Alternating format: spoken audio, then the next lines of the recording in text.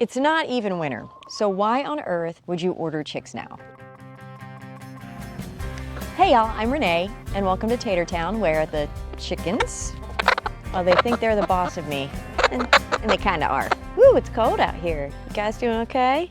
Miss Ronette's just getting her brand new feathers back in right in time for winter. It's Black Friday, so while you're in the mood to do some shopping, don't forget to order any chicks now that you want for the spring. And why do you want to do that now? Because spring is like Black Friday for chick orders. Everybody and their mother decides they want chickens, which means hatcheries get backed up fast. So when you wait till spring, your choices, gone. Breeds you want, sold out. And the shipping dates, well, they get pushed back to late summer. I learned this the hard way when I decided to raise chickens. I went to place an order in the spring and they had none of the breeds that I wanted. So I ended up putting a reminder on my calendar, waited until October to order, and anxiously waited to get my first chicks the following May. If you order now, that means you get better breed selection, you're gonna have earlier ship dates, they'll also start laying by the fall or earlier depending upon the breed, and I'll discuss more about that in a minute.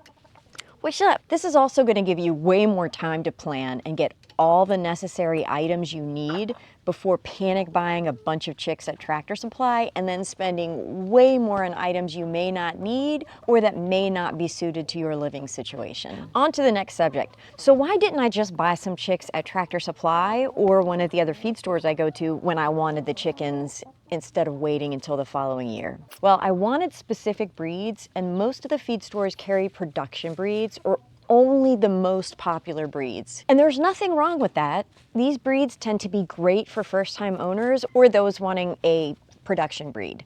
But I had my heart set on Americanas, so I waited.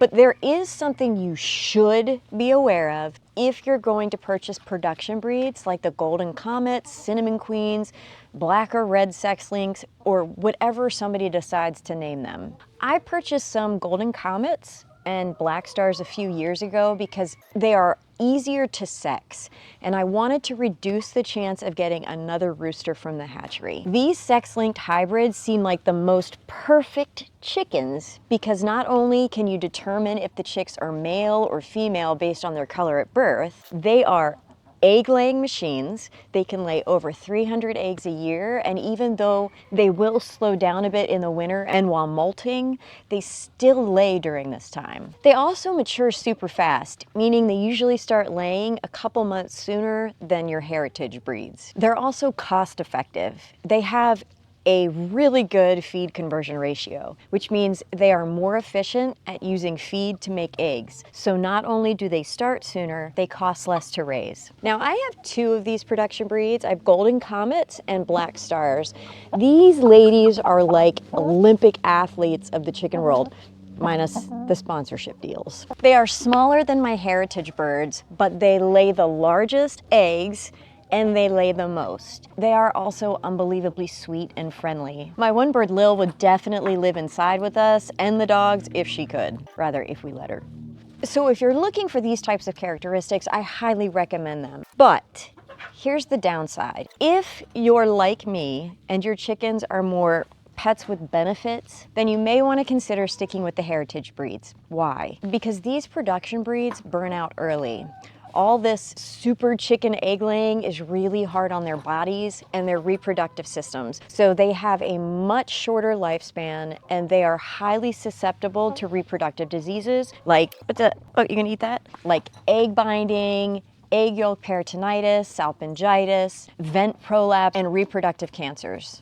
Also, these breeds don't breed true, and that means that if you let them hatch their own eggs, the resulting chicks won't necessarily have the same production characteristics. Overall, though, these breeds are friendly, they're sweet, and they are egg-producing monsters. But if you want to breed your own and build a flock that keeps going and has more longevity, maybe mix in some heritage breeds too. So if you're looking to buy chickens for the first time, or even if you're buying again and you haven't ordered from a hatchery before, and you want them for the spring, and you want a good choice of breeds, order them now.